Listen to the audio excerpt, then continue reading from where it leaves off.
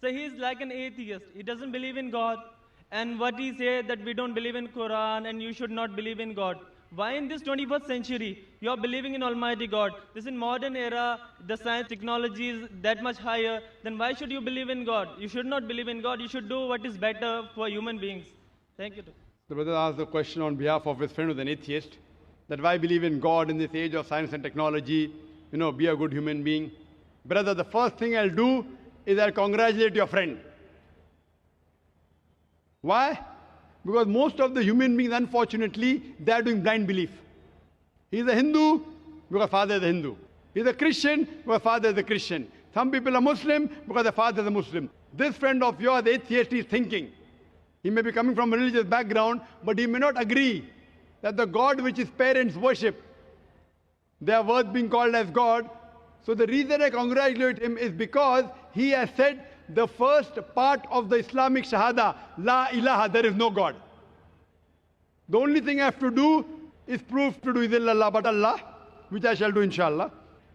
So this person, half my job is done. To the other non-Muslim first, I have to prove to him the God is worshipping is false God. And then prove to him about true Allah subhanahu wa ta'ala. This non-Muslim is an atheist, half my job is done. He's already said the first part of the Islamic Shahada, La ilaha, there is no God. The only thing I have to do is illallah but Allah, which I shall do inshallah.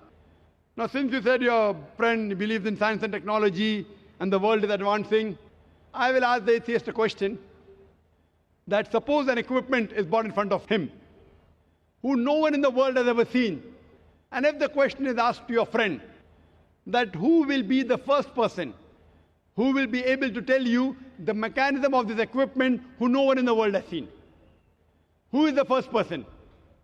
And the reply he will give, he may say that the manufacturer, or he may say the inventor, or he may say the creator, or he may say the maker. Whatever he says, it will be somewhat similar. Either creator, maker, manufacturer, inventor, whatever it is, it will be similar.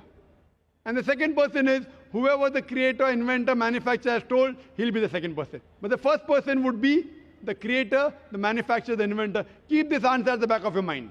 Then ask him the next question, that how did our universe come into existence?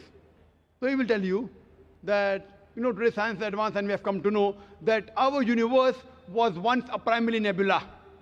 Then there was a big bang. There was a secondary separation, which gave rise to galaxies, the stars, the sun, the moon, and the earth on which we live. When did you come to know this? So he will tell you, it was in 1973, when a group of scientists, they described the Big Bang and the creation of the universe. So you tell him, what you came to know hardly about 35, 36 years back is already mentioned in the Quran 1400 years ago in Surah Anbiya, chapter number 21, verse number 30, where he says, Avalam yaral lazina kafuru. Do not the unbelievers see, anna samawati wal arda, kan zaratkan saknahuma, that the heaven and the earth were joined together and we clove them asunder. Who could have mentioned this in the Quran 1400 years ago? So the atheist may say, maybe it was a fluke. Don't argue.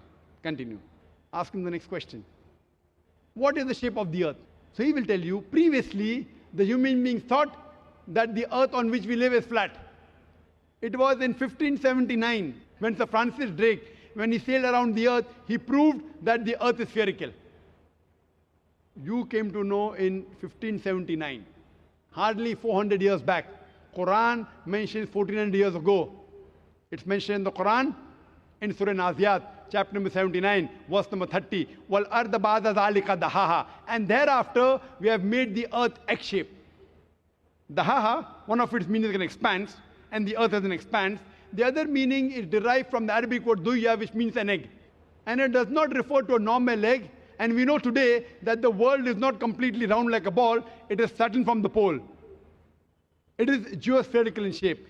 And the Arabic word dahaha doesn't refer to a normal egg. It specifically refers to the egg of an ostrich. And if you analyze the shape of an egg of an ostrich, that too is geospherical in shape. Imagine, the Quran speaks about the geospherical shape of the earth 1400 years ago. You ask a friend, who could have mentioned this in the Quran? He will say, oh, maybe your Prophet Muhammad, peace be upon him, he was an intelligent man. Don't argue, continue. You ask him, the light of the moon, is it its own light or reflected light? So he will tell you that previously we human beings thought that the light of the moon is its own light. Recently in science, 100 years back, 200 years back, 300 years back, we came to know that the light of the moon is not its own light, it's a reflected light. What you came to know recently is mentioned in the Quran 1400 years ago in Surah Furqan, chapter number 25, verse number 61. The Quran says the light of the sun is its own light, and the light of the moon is described as munir or nur, meaning borrowed light or reflection of light. So who could have mentioned that the light of the moon is not its own light but reflected light 14 years ago? He may give a pause and say, okay, maybe your prophet was very, very intelligent. Don't argue. Continue. I learned in school that the sun, though it revolved in the solar system, in the galaxy, it did not rotate about its own axis. Is that what is mentioned in the Quran? No, that is what I learned in school. We were in 1982. 27 years back, I had learned that the sun was stationary. But Quran says in Surah Anbiya, chapter number 21, verse number 33, Huwa allazi khalaqal layla wan nahara. It is Allah who has created the night and the day. Wa shamsa wal qamar, the sun and the moon. Kullun fi falakin yasbahun. Each one traveling in orbit with its own motion. That is because yasbahun means it describes the motion of a moving body. So Quran says the sun and the moon, besides revolving, it even rotates about its own axis. And today science has come to know that the sun takes approximately 25 days to complete one rotation. Who could have mentioned this in the Quran 1400 years back, which we came to know recently, hardly 20 years back, 30 years back? He'll give a pause. Don't wait for the answer. You can continue. Quran speaks about that the sky, Almighty God, has made a protected ceiling. Without it, life cannot exist on the face of the earth. In Surah Anbiya, chapter number 21, verse number 32. Quran speaks about water cycle in several places in the Quran. In Surah Az-Zumur, chapter 39, verse number 21. In Surah Rum, chapter number 30, verse 24. In Surah Hijr, chapter 15, verse 22. In Surah Mu'minun, chapter 23, verse number 18. In Surah Nur, chapter number 24, verse number 40. In Surah Araf, chapter number 7, verse 57. Several places, the Quran speaks about the water cycle in great detail. Who could have mentioned this 14 years back? He'll give a pause. Don't argue. Keep on continuing. Quran speaks about biology, that we have created every living thing from water. Quran speaks about botany, that we have created every plant in pairs, 2 and 2, in sexes, male or female. In Surah Taha, chapter number 20, verse number 53. Quran speaks about that the animals have been created from water. Surah Nur, chapter 24, verse number 45. Quran speaks about that human beings have been created from water. Surah Furqan, chapter 25, verse number 54.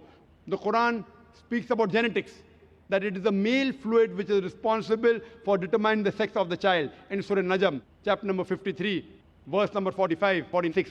And Surah Qiyamah, chapter number 75, verse number 37 to 39. The Quran speaks about embryology. The Quran speaks about geology. The Quran speaks about oceanology. You can give a talk for hours together. After every scientific sign mentioned in the Quran, ask your friend, who could have mentioned this in the Quran 14 years back? The only reply I can give you is the creator, the manufacturer, the maker, the inventor, this creator, this manufacturer, this inventor. We Muslims call it Allah, we call him God. So today, science is not eliminating God, it is eliminating models of God. La ilaha illallah. That's the reason a famous philosopher by the name of Francis Bacon said, little knowledge of science makes you an atheist, but in-depth knowledge of science brings you closer to Almighty God. So you can ask your friend to see my video cassette, Is the Quran God's Word? And Quran Modern Science, in which there are various other proofs talking about the existence of Allah subhanahu wa ta'ala. Hope that answers the question.